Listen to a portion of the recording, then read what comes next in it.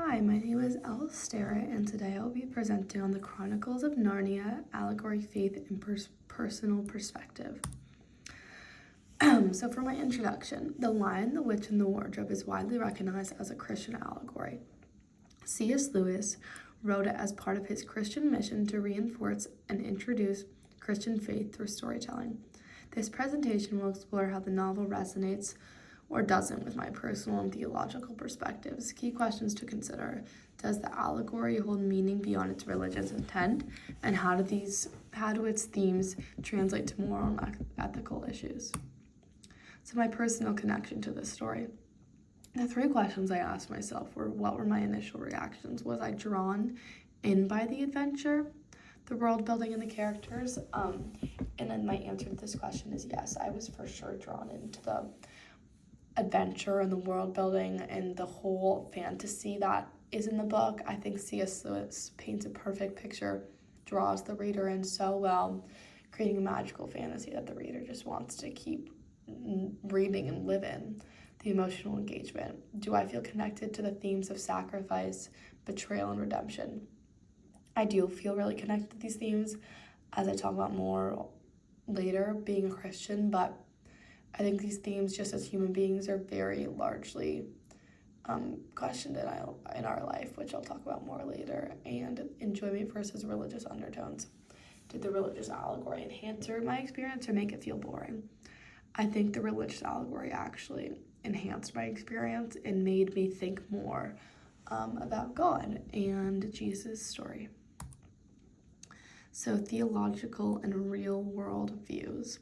How does my worldview compare to the Christian allegory present in the book?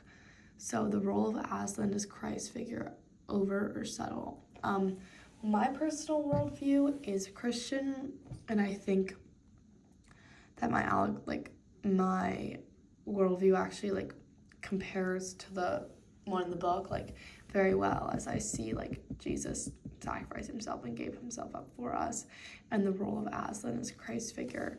I think it's subtle. It was subtle the first time I read the book a long time ago, and I think it can be subtle when you first read it, but once you pick up on it, I think it's pretty overt. But I don't think it has to be very overt in the beginning, if that makes sense. And then the depiction of good versus evil, is it black and white, or are there moral complexities? I think in the book it's pretty black and white, with there being good and bad, but I think in the real world there are more moral complexities along that. There's not just bad people and good people, there's mixes. And then does Aslan's Christ-like figure align with or challenge my own beliefs, with the reflection on themes of self-sacrifice and resurrection? I think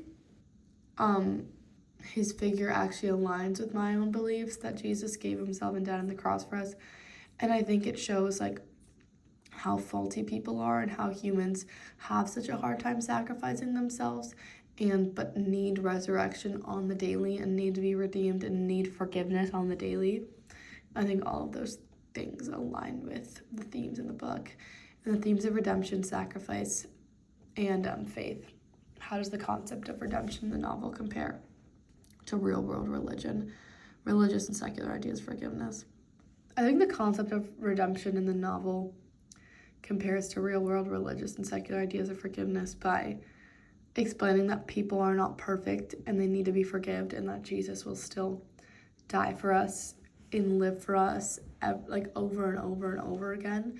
So I think the book shows that very well, especially with humans also needing to forgive each other, just like the siblings all forgive their brother. I think that's a necessary thing in our lives. And then the allegory as a persuasive tool. I think effectiveness of fiction as a medium for religious messaging was one of my questions. Is the allegory explicit or subtle enough to be appreciated by non-Christian audiences? I think it is subtle enough that when I first read it, I didn't really take it as a Christian book. So I think since it's such a magical fantasy world and such a great story, it doesn't need to be only read by Christians. And does the novel serve more as a means of persuasion or as a story with broader themes? I think it serves as a story with broader themes. I think the themes in the Bible can be applied to everyone, but it's not necessarily a persuasion story trying to get you to believe in the Bible? And does Lewis's Christian messaging risk alienating readers? Is there still value for readers who do not share its religious themes? And can a secular reader appreciate its moral lessons? I think there is value for readers who do not share its religious themes, and I think people can appreciate the moral lessons. And I think maybe if people just hear that it's a Christian messaging book, that could be alienating, for sure. But I think if people actually read the book, then it's not alienating because it's just a beautiful story. And then my final thoughts. Would I recommend this book to others? Is it worth recommending to those who might not be receptive to its religious themes? I think it's 1,000%. I would recommend this book to others. I think the writing is so beautiful, describing the fantasy world. Like, everyone loves some fantasy, especially everyone wishes they were in a magical world. So I think that's an aspect, and just the themes in the books of redemption, forgiveness, and all of those themes I think are definitely worth everyone taking a look at. So thanks for watching.